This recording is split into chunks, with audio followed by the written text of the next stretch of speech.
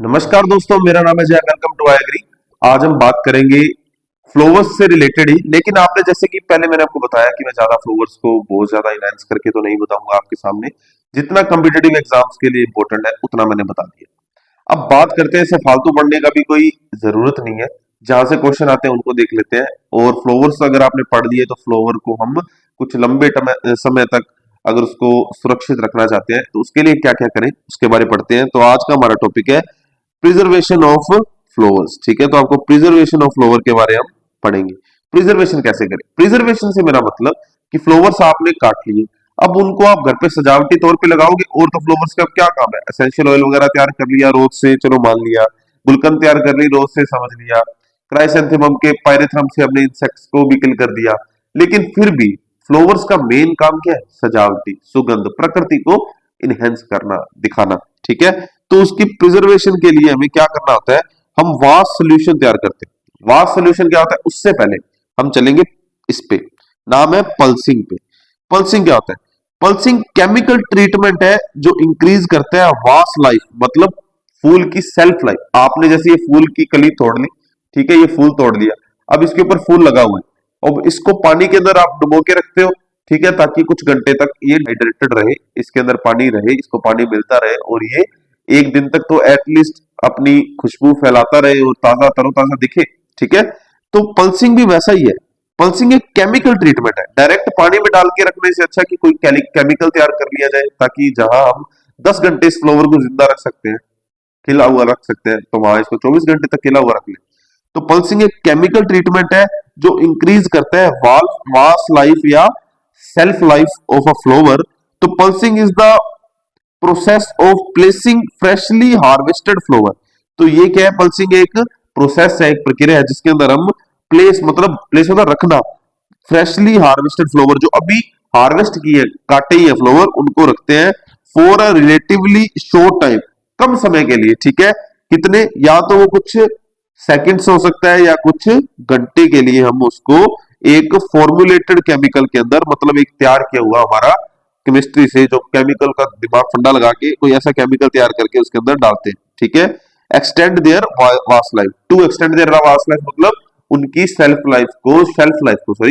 Life को बढ़ाने के लिए। ठीक है, तो इतनी सी बात थी, इसको हम बोलते हैं पल्सिंग। तो this process is also called hydration.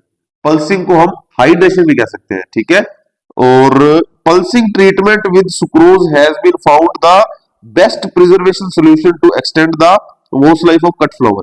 तो मतलब पल्सिंग का मतलब हाइड्रेशन रखना, ये हाइड्रेशन करना।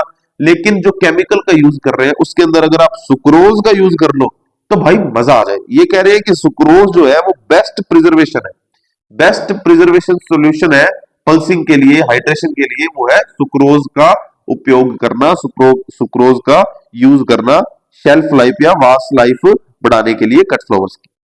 उम्मीद करता हूं आपको समझ आया होगा जो भी मैंने ट्रांसलेट किया इसे। ठीक है, तो ये तैयार कैसे करेंगे वो सॉल्यूशन? सबसे पहले कार्बोहाइड्रेट्स में हम सुक्रोज को लेते हैं। ठीक है, सुक्रोज से हम क्या कर लेंगे? तैयार कर लेंगे।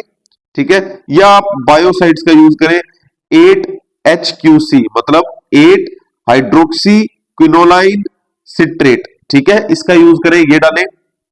एथिलीन इनहिबिटर डालें।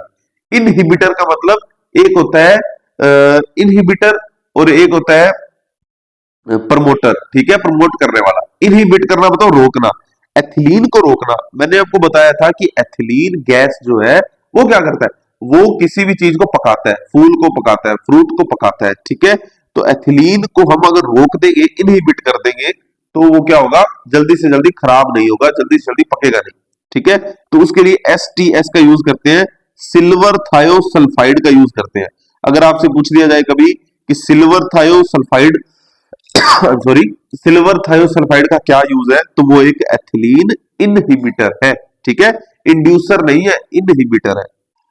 एसिड की बात करें, एसिड सिट्रिक एसिड का यूज कर सकते हैं और वाटर H2O का तो यूज करना ही होता है सॉल्यूशन में।